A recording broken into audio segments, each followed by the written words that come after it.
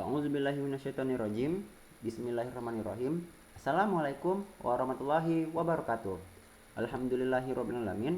Segala puji bagi Allah yang telah memberikan kita kesehatan, kesempatan, dan kemudahannya sehingga kita bisa belajar bareng di video catatan tentang sipil. Selawat dan salam kita sajikan kepada baginda besar Nabi Muhammad SAW, karena berkat beliaulah yang telah membawa kita dari alam jahiliyah ke alam yang penuh dengan pengetahuan sampai saat ini. Video kali ini adalah video tanya jawab. Pertanyaannya berasal daripada teman saya, Fauzia. Jadi beliau bertanya tentang bagaimana cara mengetahui kesalahan dalam analisis struktur pada program. Nah, di sini saya jelasin bahwasanya ketika kita ingin mengetahui kesalahan yang terjadi pada struktur menggunakan program analisis, kita harus tahu dulu nih, dan kita harus belajar tentang sumber-sumber kesalahan dalam analisis struktur.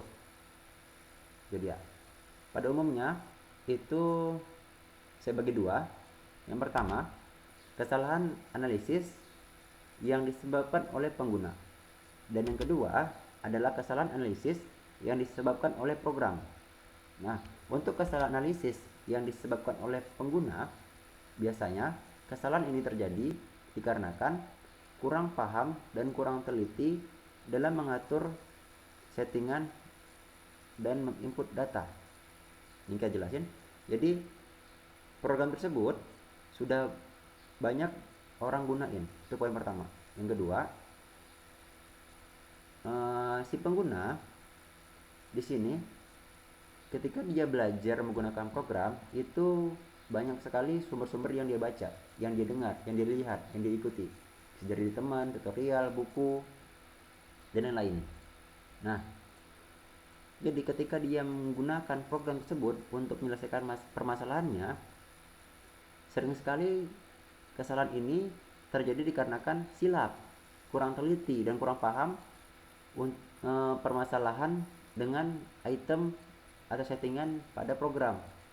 Itu dia contohnya ketika kita ingin membuat material mutu beton.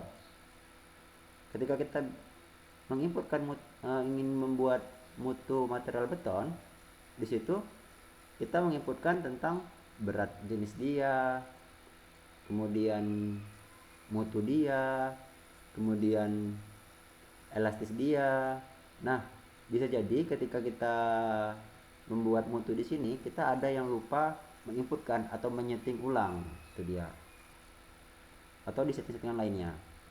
Yang kedua, kesalahan analisis yang disebabkan oleh program, itu kesalahan ini terjadi karena pertama, virus yang telah menyerang program.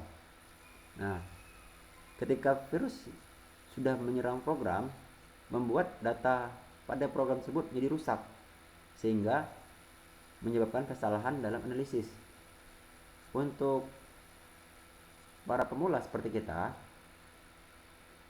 ketika virus menyerang program itu tampilan tidak ada yang berubah, hampir pada umumnya tidak ada berubah, namun yang berubah adalah hasil data output. Nah, untuk kalian nih yang ragu analisisnya benar atau tidak, kalian harus ngecek nih menggunakan analisis manual. Jadi kalian bandingkan antara analisis data output program dengan analisis punya hitung sendiri. Dan yang kedua, beberapa kasus kesalahan ini terjadi dikarenakan aplikasi bajakan. Namun, bukan berarti aplikasi bajakan tidak ada yang benar. Dan ini punya catatan. Selagi pengguna sudah melakukan selagi penggunanya sudah melakukan pembuktian secara akurat dengan data output yang dihasilkan menggunakan analisis manual, itu insya Allah tidak ada masalah. Jadi yang penting ketika kalian gunain program itu kan harus ada cek keakuratan. Jadi beberapa bulan lalu saya nemuin tuh beberapa sebuah aplikasi cukup menarik, aplikasi ini strukturnya, dan saya sangat sangat tergiur gitu ketika melihat data outputnya. Cukup simple tapi detail. Jadi ketika kita cek nih Jadi aplikasinya itu ada portable sama install. Ketika cek yang portable itu hasilnya lebih bagus ketimbang yang instalan, walaupun terdapat selisih. Jadi di sini aplikasi yang sama ketika berbicara tentang data output itu bisa berbeda. Itu dia. Dikarenakan apa? Satu, aplikasi bajakan, yang kedua kesalahan daripada penggunanya.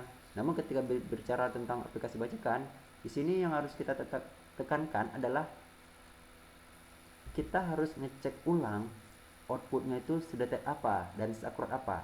Jadi kita nggak cuman sebagai pengguna yang cuman ngetahu oh ini benar atau salah gitu, tapi kita juga mengetahui ini akurat sekian persen dan ini layak untuk digunain. Nah itu dia.